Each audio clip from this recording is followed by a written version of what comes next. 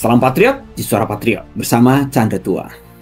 Saudara-saudaraku bangsa Indonesia yang saya cintai, kita telah bersama menelusuri 9 komentar yang membongkar wajah asli Partai Komunis China. Kita telah melihat bagaimana partai ini lahir dari kebohongan, bertahan dengan kekerasan, menolak keberadaan Tuhan, menghancurkan budaya, menindas rakyatnya sendiri, dan akhirnya menunjukkan watak sejatinya, berandal ideologis yang mengancam perdamaian dunia. Kini saatnya kita menarik pelajaran besar. Bukan untuk membenci bangsa lain, tetapi untuk menjaga tanah air kita sendiri. Bangsa Indonesia adalah bangsa besar. Kita lahir bukan dari ideologi asing, melainkan dari rahmat Tuhan dan perjuangan para pejuang kita. Kemerdekaan kita bukan hadiah dari kolonialisme, bukan pula hasil revolusi ideologis asing, melainkan buah dari persatuan, doa, pengorbanan para pahlawan. Inilah yang membuat Indonesia berbeda dan istimewa. Namun jangan pernah kita lengah bahwa komunisme tidak pernah benar-benar mati. Bahkan ia sekarang menguasai dunia. Ia menyusup melalui pendidikan, media, kebudayaan, bahkan investasi ekonomi. Mereka tahu Indonesia punya sumber daya yang melimpah, populasi besar, dan posisi strategis. Semua itu menjadi incaran kekuatan ideologis yang haus kendali. Kita telah menyaksikan bagaimana PKC menjebak negara-negara lain melalui utang, proyek, infrastruktur, dan investasi yang syarat kepentingan terselubung.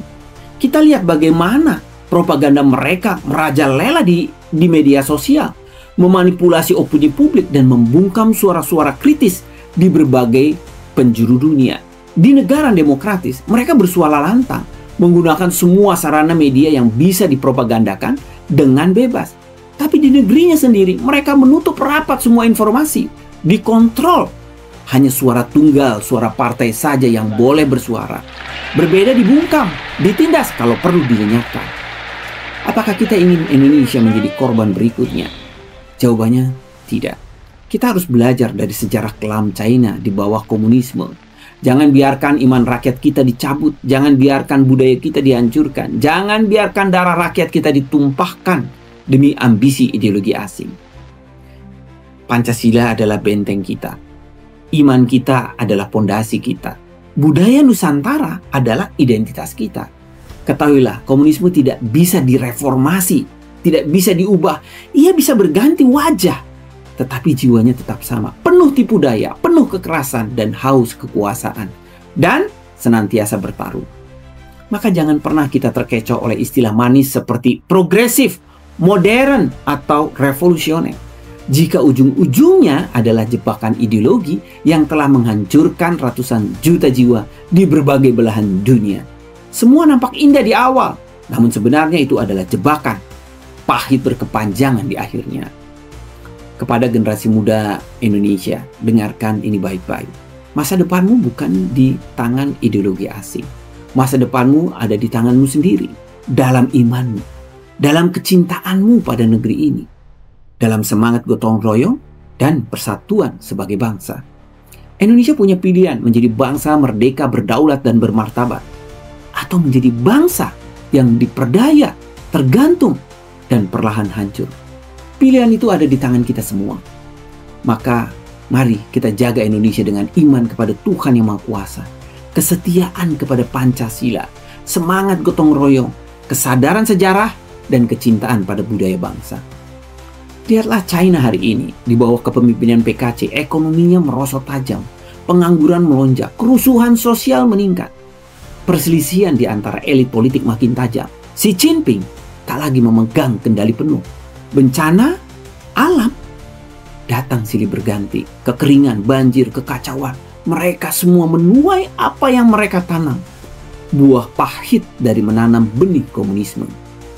Dan Indonesia, jika kita terus menjalin hubungan yang dalam dan tak kritis dengan PKC, kita pun bisa terseret ke dalam jurang yang sama. Sudahkah kita lupa bahwa ketergantungan ekonomi kita pada China sangat besar? Ketika ekonomi mereka ambruk, ekonomi kita ikut tergerus. Proyek-proyek kerjasama banyak yang mangkrak, lapangan kerja yang dijanjikan justru lenyap, dan rakyat kita yang menderita. Mengapa? Karena kita terlalu percaya kepada kekuatan yang sejak awal tak layak dipercaya. Jika kita terus membantu dan percaya PKC, meskipun secara tidak langsung, maka semesta pun akan mencatat bahwa kita tidak lagi setia pada Tuhan. Dan jika langit murka, maka penderitaan bisa datang dari segala arah yang tak terduga. Dan ini adalah tugas dari para pemimpin negeri ini yang sudah banyak belajar ke sana, yang menerapkan ilmu komunismenya yang penuh tipu, rekayasa, dan pencitraan.